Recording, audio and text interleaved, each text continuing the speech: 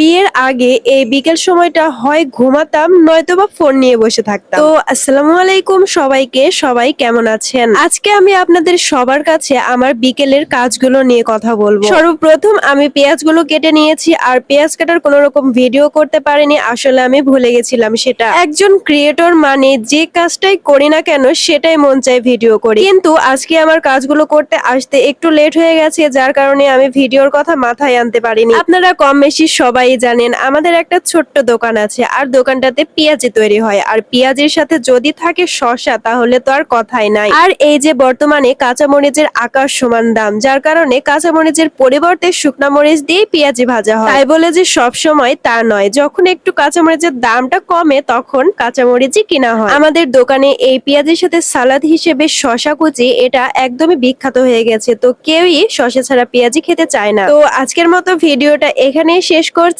আল্লাহ হাফেজ, সবাইকে ভালো থাকবেন।